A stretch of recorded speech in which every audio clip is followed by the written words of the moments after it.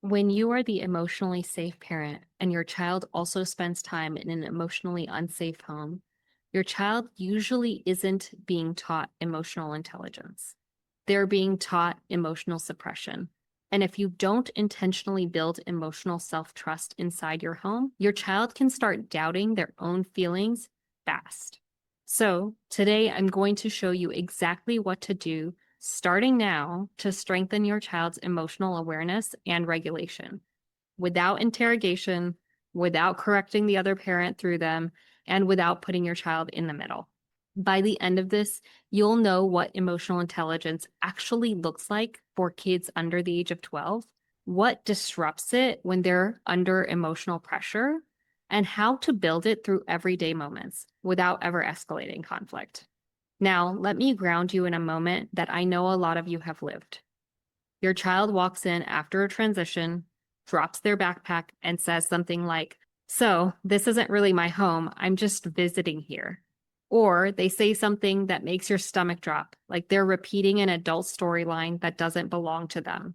And in that moment, your nervous system does what it always does. It wants to correct it, defend yourself, pull for details, make it make sense right now. Take a breath, because what I want you to hear is this: your message matters more than perfection. It's not about doing this perfectly. It's about building something steady inside your child that manipulation can't easily steal. If you've ever felt instant panic and thought, what do I say right now without making this worse? That's the reality of being the stable parent when the other parent uses emotionally unsafe or emotionally abusive tactics. And by the way, if you're watching this thinking, okay, I need help with this, I don't want to get it wrong, I want a plan that fits my child and my exact co parenting situation, I do offer strategy sessions. It's a calm, structured conversation where we look at what's happening, what your child may be communicating through their behavior, and whether my program is the right next step for you. And if it is, you can start right away, so you're not stuck waiting or guessing. If you want that, go ahead and book a strategy session using the link in the description. No pressure, just clarity and a clear next step for you. All right, so let's talk about emotional intelligence. What is it really? What disrupts it in the toxic co-parenting dynamic? And what can you do that actually works? Take a breath and let's start with the first thing. So let's talk about what emotional intelligence actually looks like in younger kids, because most parents don't really have a definition for it. They just know what they want. They want a child who can calm down, a child who can tell the truth, a child who can see what they're feeling without melting down or shutting down or getting pulled into the confusion. And when you're the stable parent and the other parent uses emotionally unsafe or emotionally abusive tactics, emotional intelligence isn't just a nice to have, it's protection. For children under 12, emotional intelligence is much simpler and honestly much more powerful than people think. It's three things. It's the ability to notice what they feel, to trust what they feel, and to move through what they feel without getting stuck there and without feeling ashamed that they're having the feeling in the first place. So instead of thinking, my child needs to explain everything clearly, I want you to think, my child needs to stay connected to their inner signals. Because a child who can recognize something feels off is harder to manipulate than a child who has learned to ignore that feeling to keep the peace. And here's the part that matters the most. Emotional intelligence in kids isn't built through lectures. It isn't built because you teach them the right words. It's built through repeated experiences with you, the emotionally safe adult, who can handle their emotions without panicking, interrogating, or trying to control the outcome. In other words, they learn emotions are safe because you make emotions safe. Let's pause on that, because this is where so many good parents, especially in high conflict co-parenting, get pulled off track. Your child comes home and they're off, and your nervous system immediately wants information. What's happened? What did they say? Why are you acting like this? Are you okay? Do you want to talk about it? And I'm not judging that impulse at all. That impulse is protection. That impulse is love. But here's what's tricky. When a child is already under pressure, already holding a loyalty bind, or already trying to manage two different realities, questions feel like one more demand, like one more test they might fail. So instead of your child feeling, I'm safe, they feel, I have a problem. I have to answer correctly. I have to take care of this. And that's the opposite of emotional intelligence. Your child's emotional intelligence grows when you prioritize connection over extraction. Not because you don't care what's happened, not because you're ignoring the possibility of manipulation, but because safety comes first.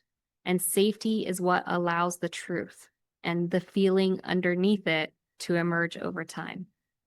So your goal isn't to get a perfect explanation on day one. Your goal is to build the kind of home where your child's inner world stays intact, where their feelings are allowed, where their body cues are believed, where they learn little by little, I can trust myself.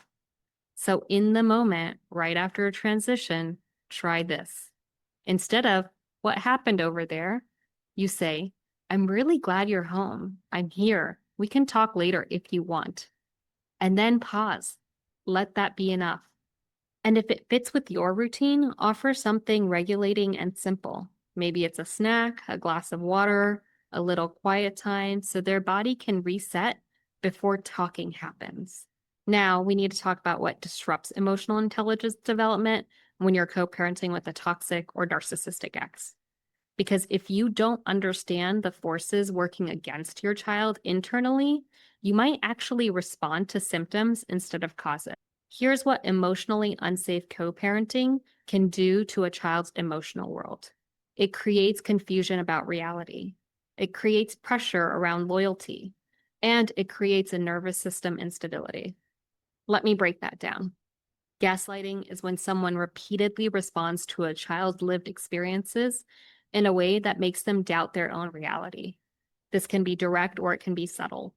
So here's what that might sound like. A child says, that hurt my feelings, and the response is, no, it didn't, or you're too sensitive, or I didn't say that. Over time, the child doesn't just learn that this adult disagrees with me. They learn my feelings aren't trustworthy, or worse, my feelings are dangerous.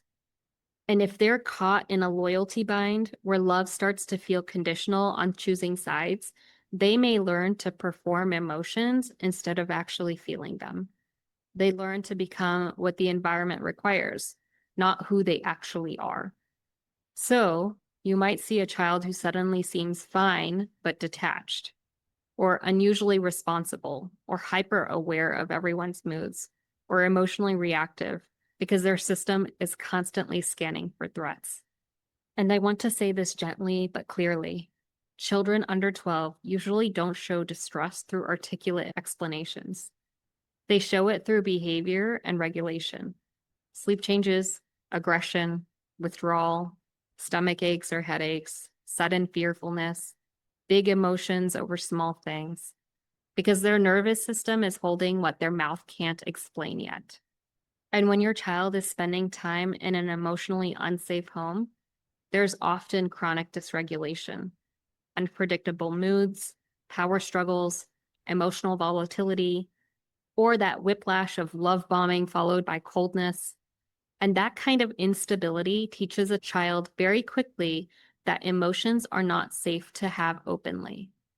So, emotional intelligence gets disrupted at the root, not because the child lacks the ability, because the environment punishes inner truth. Let me say that again, because this is where I see stable parents blame the child or blame themselves. Your child might not be behind, they might be overloaded. And if you can reframe it that way, it changes how you respond. Because you stop trying to get them to talk on demand and you start focusing on helping them feel safe enough to reconnect with themselves. Now, let me give you a quick example of what this can look like in real life. I'm thinking of a child who came home from a visit shut down completely. Flat voice, blank face, straight to a screen. And the stable parent's instincts were to ask fast because they were scared. What happened? Are you okay? Did they say something about me? But the more they asked, the more the child disappeared. So we made one shift. We stopped trying to extract information. We started building emotional safety first. The parent began saying simple things like, I'm really glad you're home. I'm here. We can talk later if you want. No pressure, no agenda. And within a couple of weeks, the child didn't magically become more mature. They became less overloaded. They started naming feelings in tiny ways again, like, I'm tired, my stomach hurts, I don't want to talk right now, which is emotional intelligence. Not a perfect explanation, but a child reconnecting to their internal world. Before we go into the next step, because this is the part where most stable parents either burn out or start doubting themselves, let me reintroduce something. If you're listening to this and thinking, this is exactly what's happening and I need support, but I also need to know what kind of support is actually the right fit for my child and my situation, go ahead and book a strategy session. And I want to be really clear about what that is. It's a calm, structured conversation where we look at what's going on, what your child may be communicating through their behavior, and what you've already tried, so we can determine whether my program is the right next step for you. If it's a fit and you decide to move forward, you can start right away, so you're not getting stuck guessing or spiraling between exchanges. The link is in the description. Okay, let's get into the third piece. What do you do as the emotionally safe parent? How does an emotionally safe parent build emotional intelligence without interrogation or correction? This is the game changer, because I know you want to protect your child from the manipulation, but the way you protect them is not by extracting details. It's by strengthening their internal compass. And that happens through three important things: modeling regulation, validating their emotions, and creating emotional safety that doesn't require the child to manage you. Let's start with modeling. I worked with a father once, and this one really sticks with me. He grew up in a home where emotions weren't named. They weren't explored, they were avoided. So when his child started shutting down and struggling to express himself, he felt totally lost. He wasn't cold, he wasn't uncaring, he just didn't have the language. And in high conflict co-parenting situations, that gap really matters because kids need at least one home where emotions are allowed. So we started small, not with deep talks, not with tell me how you feel about the other parent, nothing like that. Instead, he practiced naming his own emotions in very safe, contained, age-appropriate ways. Stuff like, I'm feeling a little frustrated, so I'm going to take a breath, or I'm proud of you, or I'm feeling sad today, so I'm going to be a little bit quieter, and that's not really your job to fix it. The last part is really important. There is a difference between modeling emotions and emotionally unloading onto your child. Modeling says emotions are normal, manageable, and safe. Unloading says my emotions are your responsibility. We never want that. So he began calmly expressing simple emotional experiences without blame, without venting, and without centering the emotions on the co-parent. And something shifted. His child, who used to shut down, started naming feelings more openly. Not because they were instructed to do it, because emotional expression was being modeled in a way that felt safe and not overwhelming. What would that feel like for you? Not to have to pull emotions out of your child, but to have your home naturally become a place where their emotions can breathe again. Now, validation. Validation doesn't mean that you agree with every interpretation. It means that you acknowledge the emotional experience. So instead of, don't worry about it, or you're fine, or the classic, why are you acting like this? You shift to, that was a lot. I can see you're having a big feeling. You don't have to talk. I'm here. And here's the part that matters when you're co-parenting with an emotionally unsafe person. You validate without building a case. You validate without recruiting your child to confirm your reality. Because as tempting as it is to say, see, that's manipulation, Your child doesn't need your diagnosis. They need your safety. They need the repeated experience of being believed emotionally, even when they can't explain the facts clearly. And then there's emotional safety. Emotional safety is the tone you set. It's the pace you move at. It's the energy of, you're not in trouble for having feelings here. You don't have to protect me from the truth. You don't have to take care of my emotions. That is what builds emotional intelligence in the middle of chaos. A parent told me about a moment that completely hijacked their nervous system. Their child came home after a transition and said, in this very serious, rehearsed tone, "You're not safe to be around." And you can imagine what that did to the parent's body. Instant panic, instant anger, instant, "I need to correct this right now." Their first impulse was to go straight into questioning. Who told you that? Where did you hear that? What do you think that means? Because they wanted to fix and defend themselves. But instead, we were working on trying something different. They took one breath and said, "Wow, that sounds really scary to hear. That must have been really hard." And then they just sat with the child for a moment. And the parent told me the softening was almost immediate. Shoulders dropped, eye contact came back, because the child didn't feel pressure to prove anything or take care of the adult's reactions. They just felt safe enough to have the feeling. Now, let's move on to the fourth piece. Small, consistent practices that strengthen emotional awareness and self-trust. This is where we do the most with the least, because your message matters way more than your perfection. We're not trying to create hour-long emotional processing sessions. We're creating micro moments that add up. Practice 1 is name feelings in the moment without making it heavy. You do this in normal life, in the car, during homework, at bedtime. If your child bangs on something, instead of saying, "What's your problem?" you can try, "Something feels really frustrating right now." Not as an accusation, as an offer. Because sometimes kids can't find the words, but they can recognize it when you gently name it. Practice number 2 is the body-based check-ins.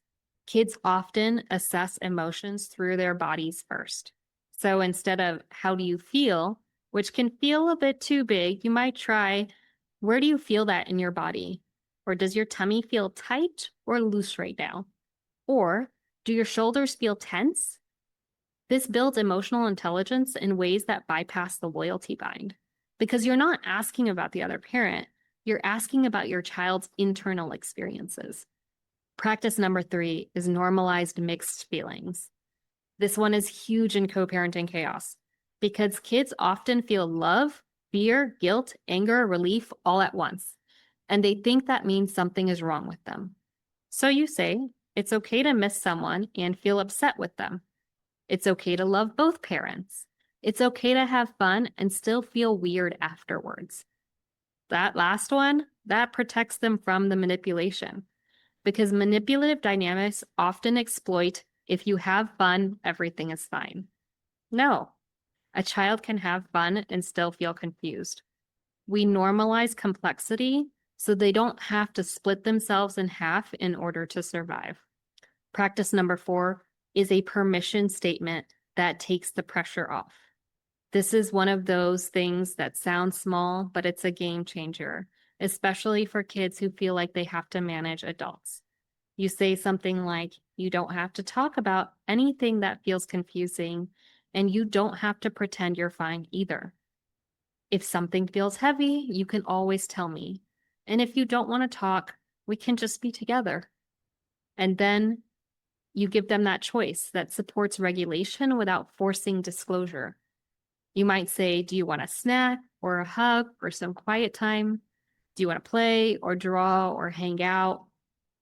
Because what you're teaching them is, my feelings are allowed and I get to choose the pace. That's emotional intelligence. That's self-trust. And practice number 5, you protect them from being the messenger without making them the secret keeper. This is delicate, so listen closely. You don't want to say, "Don't tell me anything about the other house." That can feel like secrecy. But you also don't want to cross-examine. So you can say something like, you never have to report to me, and you never have to hide things from me. If something feels confusing or heavy, you can always tell me, and you won't be in trouble. That builds self-trust because they learn my inner world matters and I have support. And over time, that is what makes manipulation less sticky. I want to end with something grounding. If you're the emotionally safe parent, you might always feel like you're playing the defense, like you're cleaning up emotional messes you didn't create. And it can feel very unfair and exhausting. So let me say this really clearly. You do not have to confront or fix the other parent to protect your child's emotional intelligence. You protect your child by building internal stability, by becoming the place where their emotions make sense again, by showing them through repetition that feelings are allowed, manageable, and safe. This process only works if you do, not perfectly, but consistently. Stay steady, stay consistent, keep being the anchor. You're building something real, and that's how you go from chaos to clarity, to a child who knows themselves again. If you want support applying this in your exact situation, book a strategy session using the link in the description. We'll make a plan that fits your child, your co-parenting dynamic, and your reality. So you're not guessing, spiraling, or second guessing every interaction. And when you take that step, what you'll feel is steadier, clearer, and a lot less alone in this. The link is in the description. I'll see you there.